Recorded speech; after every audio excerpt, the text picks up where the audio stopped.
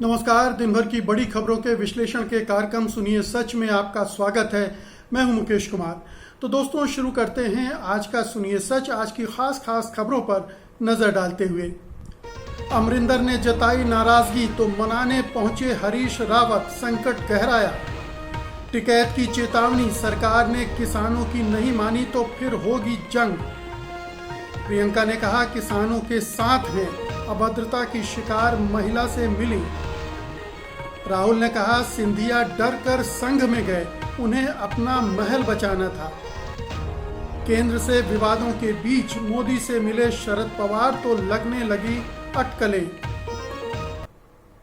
खास खबरों पर नजर डालने के बाद अब वक्त है आज की बड़ी खबरों के विस्तार से विश्लेषण का। इसलिए सबसे पहले लेते हैं आज की सबसे अहम खबर। पंजाब कांग्रेस में भीतरी जंग तेज हो गई है। सिद्धू के प्रदेश अध्यक्ष बनाए जाने की अटकलों के बीच मुख्यमंत्री कैप्टन अमरिंदर सिंह ने शुक्रवार को पार्टी अध्यक्ष सोनिया गांधी को नाराजगी से भरा खत लिखा है, जिसमें कहा गया कि पार्टी हाईकमान पंजाब सरकार के कामकाज और राज्य की राजनीति में जबरन दखल दे रहा है। इस खत के सामने आने के बाद पंजाब मामलों के प्रभारी हरीश रावत आनन फानन में चंडीगढ़ पहुंचे हैं। उधर सिद्धू ने भी शनिवार को पंजाब कांग्रेस के अध्यक्ष सुनील जाखड़ से मुलाकात की है। हालांकि पंजाब के मुख्यमंत्री कैप्टन अमरिंदर सिंह ने मुलाकात के बाद राज्य में पार्टी के प्रभारी हरीश रावत ने पत्रकारों से कहा है कि अमरिंदर सिंह ने इस बात को दोहराया है कि जो भी फैसला कांग्रेस अध्यक्ष लेंगी वो उसे मानेंगे। कुछ दिन पहले जब अमरिंदर सिंह दिल्ली आए थे और सोनिया गांधी से मिले थे, तब उन्होंने पत्रकारों से यही बात कही थी कि वे कांग्रेस अध्यक्ष के आदेश को मानेंगे। लेकिन बहुत साफ है कि अब पंजाब कांग्रेस दो फाड़ हो चुकी है। एक पार्टी के अंदर तो विभाजन हो ही चुका है, अब ये खुला विभाजन होता है कि नहीं, पंजाब की कांग्रेस टूटकर दो टुकड़े में बंटती है कि नहीं, ये देखने वाली बात है। अगर इस तरह की नौबत आती है तो निश्चित रूप से कांग्रेस हाईकमान इसके लिए जिम्मेदार होगा, जिसने नवजोत सिंह सिद्धू को बेलगाम कर दिया और उसके व्यवहार से पूरा ये लग रहा था कि उसका झुकाव नवजोत सिंह सिद्धू की तरफ है, वो उसका पक्ष ले रहा है और उसके साथ उनके साथ कुछ कमिटमेंट हैं जिसको पूरा करने के लिए वो किसी भी हद तक जाने के लिए तैयार है। ये कांग्रेस हाईकमान की अपरिपक्वता हमने पहले भी देखी है। हमने देखा कि राजस्थान में पायलट के मसले पर वो इसी तरह से फिसलता रहा है। ज्योतिरादित्य सिंधिया के मामले में मध्य प्रदेश में उसने गफलत की है। इसके पहले असम में हेमंत बिस्व शर्मा के मामले में भी यही गफलत की गई थी, जो अब नवजोत सिंह सिद्धू और अमरिंदर सिंह के साथ हो रहा है। तो कांग्रेस आला कमान सिचुएशन को ठीक ढंग से ना तो समझ रहा है और ना ही उसको हैंडल कर पा रहा है। उसको समझ में नहीं आ रहा है कि ये चुनाव लड़ने हैं, आने वाले चुनाव में कौन इस चुनाव का नेतृत्व करेगा। ये बहुत साफ है कि कैप्टन अमरिंदर सिंह ही सबसे बेहतर दांव हो सकते हैं कांग्रेस के पास, जहां तक लीडरशिप का सवाल है। लेकिन नवजोत सिंह सिद्धू को जरूरत से ज्यादा तवज्जो देकर उसने अमरिंदर सिंह को नाराज कर लिया है और इस नाराजगी का असर अब चुनाव पर और पंजाब की कांग्रेस पर किस तरह से पड़ेगा, ये देखने की बात है। हरीश रावत को तुरंत एक चौपर से दौड़ा दिया गया चंडीगढ़। वो मनाने पहुंचे अमरिंदर सिंह को, क्योंकि उनका खत जो है वो बहुत साफ हाईकमान पर अटैक कर रहा है और ये वाजिब अटैक है कि जो हाईकमान है वो ज़रूरत से ज़्यादा पंजाब सरकार और पंजाब कांग्रेस के मामले में दखल दे रहा है। कांग्रेस हाईकमान क्षत्रपों की ताकत को नहीं पहचानता है।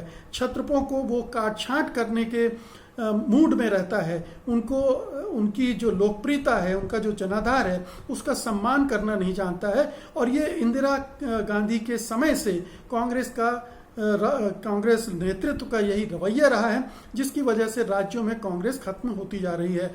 तो ये एक बहुत बड़ी चूक कांग्रेस हाईकमान एक बार फिर से करने जा रहा है और ऐसा लगता है कि अब उसके हाथ से भी चीजें निकल गई हैं, क्योंकि नवजोत सिंह सिद्धू को जिस तरह का संकेत हरीश रावत ने दिया या हाईकमान ने दिया, उसके बाद सिद्धू जिस तरह से आगे बढ़कर ये साबित करने पर तुले हुए हैं खुलेआम कि जीत उनकी हुई है, उन्होंने अपनी बात मनवा ली है, वो पार्टी के अध्यक्ष बन रहे हैं और उनके समर्थकों ने पंजाब में जगह जगह उनके पोस्टर भी लगा दिए हैं जिसमें अमरिंदर सिंह का कहीं नामो निशान नहीं है। तो ये कांग्रेस हाईकमान निहायत ही अपरिपक्वता के साथ, अदूरदर्शिता के साथ काम कर रहा है।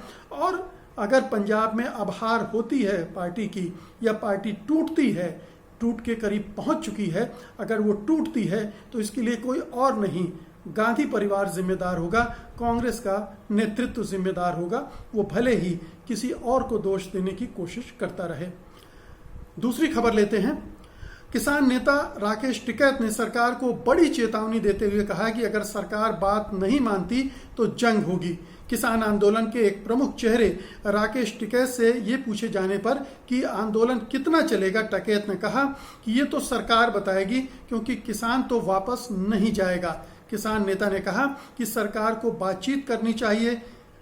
राकेश टिकैत ने यह भी कहा कि 5 सितंबर को एक बड़ी पंचायत बुलाई गई है, आगे के बारे में फैसला उसमें लिया जाएगा और तब तक के लिए सरकार के पास 2 महीने का वक्त बचा है। उसके बाद टिकैत ने कहा कि ऐसा लग रहा है कि देश में अब जंग होगी, युद्ध होगा। बता दें कि संयुक्त किसान मोर्चा अब उत्तर प्रदेश और उत्तराखंड के चुनाव में हुंकार भरने जा रहा है। इन दोनों ही राज्यों में बीजेपी की सरकारें हैं और 7 महीने बाद इन राज्यों में चुनाव होने हैं। किसानों की इस हुंकार की शुरुआत 5 सितंबर को मुजफ्फरनगर में होगी, जहां इस दिन राष्ट्रीय महापंचायत रखी गई है। तो एक बार फिर से टिकैत ने कड़ी चेतावनी केंद्र सरकार को दे दी है। 2 महीने का वक्त है। इन 2 महीनों में अगर केंद्र सरकार कुछ समाधान के साथ सामने आती है, कुछ बातचीत का रास्ता तय करती है, कुछ पीछे हटने के संकेत देती है, तो शायद किसी तरह की बातचीत और समझौते का रास्ता खुल सकता है। लेकिन अगर नहीं करती है तो जो महापंचायत होने वाली है, किसान महापंचायत मुजफ्फरनगर में, उसमें किसान निश्चित रूप से मिशन यूपी और मिशन उत्तराखंड के बारे में ठोस फैसले लेंगे, ठोस रणनीति बनाएंगे, ठोस कार्यक्रम बनाएंगे और फिर उसके बाद उनको रोकना मुश्किल हो जाएगा, असंभव हो जाएगा। तो केंद्र सरकार, जो कि अभी तक किसानों की पूरी तरह से अनदेखी करती रही है, किसानों को ये तो कहती रही कि वो बातचीत के लिए तैयार है और एक फोन कॉल की दूरी पर है, लेकिन ये एक ढकोसला जैसा था, ढोंग था कि कहने भर की बात थी, लेकिन वो बातचीत करने के लिए तैयार नहीं है। बातचीत करने के लिए अगर तैयार हो भी तो बातचीत चूंकि वो सुनना नहीं चाहती है किसानों की, और किसानों की जो जायज़ मांगे हैं इन काले कानूनों को वापस लेने की, उस बारे में वो विचार भी नहीं करना चाहती है, इसलिए बातचीत का भी कोई मतलब नहीं है। तो किसानों का आंदोलन लगातार तेज हो रहा है। हरियाणा में आप जानते हैं लगातार संघर्ष हो रहा है।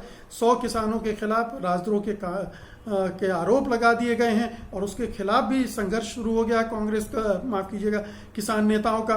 तो ये एक संघर्ष में तेजी आ रही है, धार आ रही है। और इसीलिए जब टिकैत कहते हैं कि देश में जंग होगी, युद्ध होगा, तो ये जंग और युद्ध सरकार और किसानों के बीच होगा।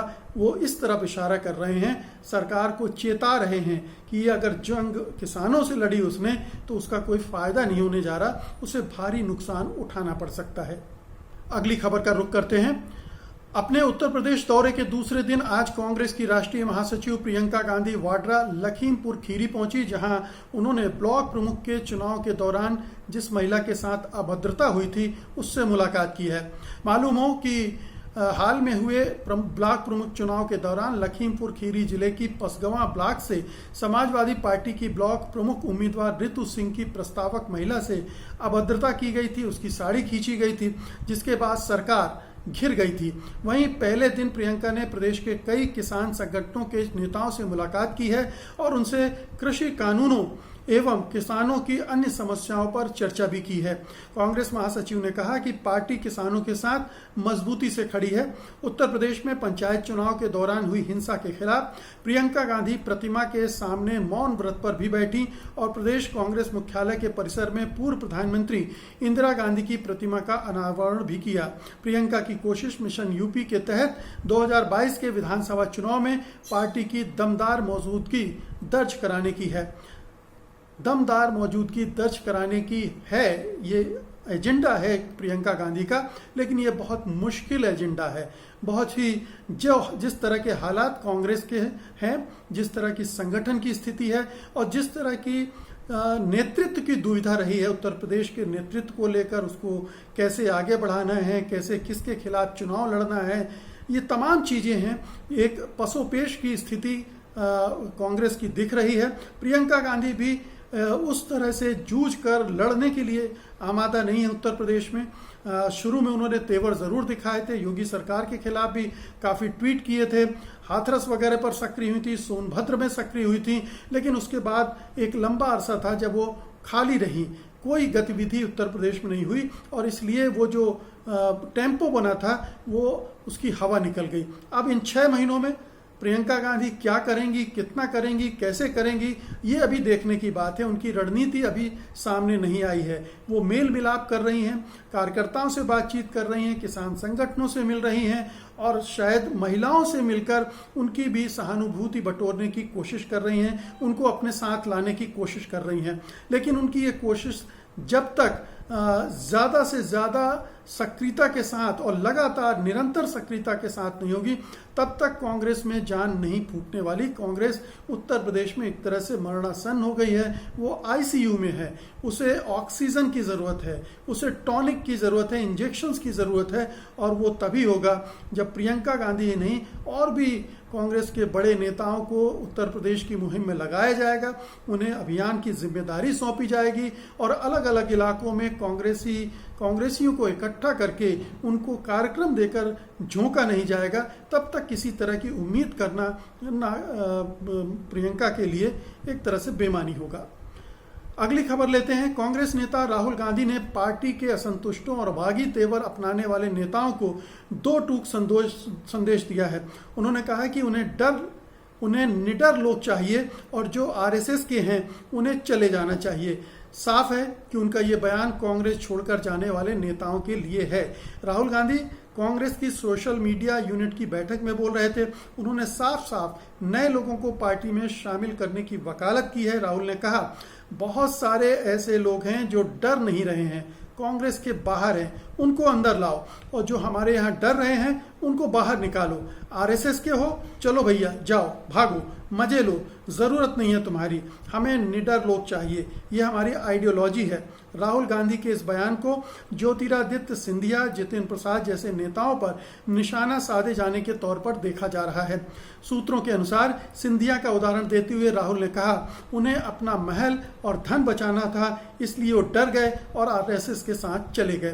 तो अगर इस बयान को इस तरह से देखा जाए कि राहुल गांधी अब पार्टी में एक तरह की आइडियोलॉजिकल क्लैरिटी, वैचारिक स्पष्टता ला रहे हैं और अपनी जंग को आरएसएस और बीजेपी के खिलाफ साफ साफ खड़ी कर रहे हैं, तो ये महत्वपूर्ण बात है। उन्होंने जो छोड़ कर गए हैं, कांग्रेस छोड़ कर गए, बीजेपी के साथ गए हैं, उन्हें संघी करार दिया है, आरएसएस के लोग करार दिया है।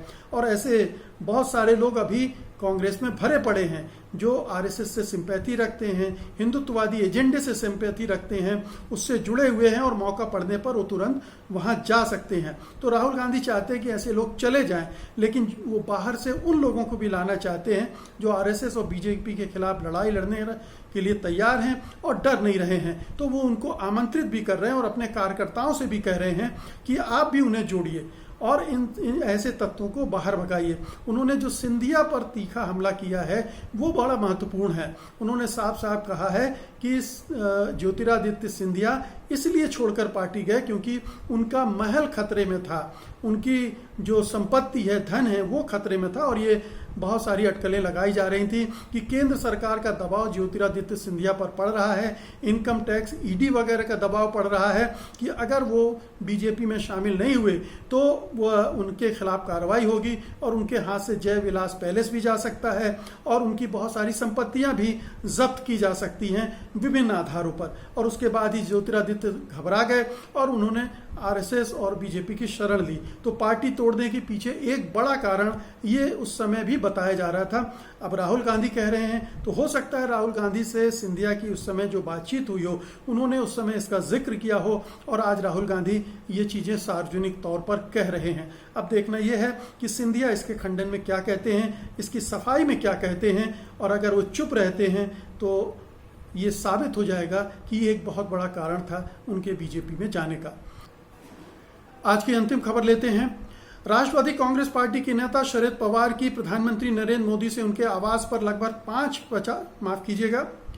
आज की अंतिम खबर लेते हैं।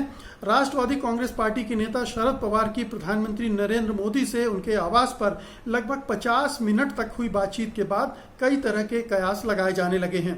बैठक के बाद पवार ने ट्वीट करके कहा है कि प्रधानमंत्री मोदी के साथ मुलाकात करके उन्होंने देश के विभिन्न महत्वपूर्ण मुद्दों पर मुलाकात की है, बातचीत की है। बता दें, ये बैठक ऐसे समय हुई जब कुछ दिन पहले ही पवार ने केंद्रीय सहकारिता मंत्रालय के गठन पर सवाल उठाया था। उन्होंने कहा था कि महाराष्ट्र विधानसभा ने सहकारिता क्षेत्र से जुड़े नियम बनाए हैं और ऐसे में केंद्र को ये हक नहीं है कि वो उस विधानसभा के कामकाज में हस्तक्षेप करे। यह भी महत्वपूर्ण बात है कि इस बैठक के पहले से ही महाराष्ट्र में साझी सरकार चला रही शिवसेना और राष्ट्रवादी कांग्रेस पार्टी के बीच अनबन चल रही है और दोनों पार्टियां एक दूसरे के खिलाफ बयान भी दे रही हैं। एनसीपी के 3 नेताओं पर कई तरह के आरोप हैं और उन पर गिरफ्तारी की तलवारें भी लटक रही हैं। इसके अलावा महाराष्ट्र में सरकारी बैंकों के कथित घोटालों का भी मामला है जिसकी जांच चल रही है। तो शरद पवार की चिंता निश्चित रूप से अपनी पार्टी पर केंद्र सरकार के हो रहे हमलों को लेकर है। पार्टी नेताओं को जिस तरह से विभिन्न मामलों में फंसाया जा रहा है, उनके खिलाफ कार्रवाई की जा रही है, उनके रिश्तेदारों की गिरफ्तारियां हो रही हैं और उन नेताओं की पर भी गिरफ्तारी की तलवारें लटक रही हैं। तो इस संबंध में अगर प्रधानमंत्री से उन्होंने मुलाकात की हो तो कोई हैरत नहीं होगी, बल्कि एजेंडे का एक प्रमुख बिंदु यही होना चाहिए, क्योंकि सामान्य देश राष्ट्र के मुद्दों पर बातचीत करना ये एक ट्वीट का विषय हो सकता है, पर्देदारी हो सकती है, लेकिन मुख्य मुद्दा ये भी हो सकता है और मुख्य मुद्दा सहकारिता का मसला भी हो सकता है। सहकारिता मंत्रालय नया बनाया गया है, अमित शाह को दिया गया है, जबकि सहकारिता स्टेट का सब्जेक्ट है, राज्य का क्षेत्र है और उसमें केंद्र सरकार अगर दखल देने की योजना बना रही है तो ये तमाम राज्यों के लिए चिंता की बात है, लेकिन महाराष्ट्र खास तौर पर, क्योंकि वहाँ सहकारिता आंदोलन बहुत मजबूत है और इस सहकारी तंत्र में एनसीपी के नेताओं की बड़ी ज़बरदस्त भागीदारी है। तो वो एनसीपी के नेता अपने को असुरक्षित भी महसूस कर रहे होंगे और इस सहकारी आंदोलन में बीजेपी की, आरएसएस की घुसपैठ से भी चिंतित होंगे और अमित शाह क्या करेंगे इसको लेकर भी उनके मन में आशंकाएं होंगी। तो इस सब को लेकर उन्होंने अपना अगर बात की हो प्रधानमंत्री से तो कोई हैरत की बात नहीं है। ये मुख्य एजेंडा हमें लगता है कि यही होगा भी। तो दोस्तों, ये थी आज की खास खबरें और उनका विश्लेषण। उम्मीद है कि आपने इन्हें पसंद किया होगा और आप इस वीडियो को लाइक भी करेंगे, बड़े पैमाने पर शेयर भी करेंगे। अब मुझे अनुमति दीजिए, मैं सोमवार की शाम को फिर हाजिर होऊंगा उस दिन की तमाम खास खबरों के साथ, उनके विश्लेषण के लिए। तब तक के लिए नमस्कार, जय हिंद। सत्य हिंदी का ऐप डाउनलोड करें गूगल प्ले स्टोर पर।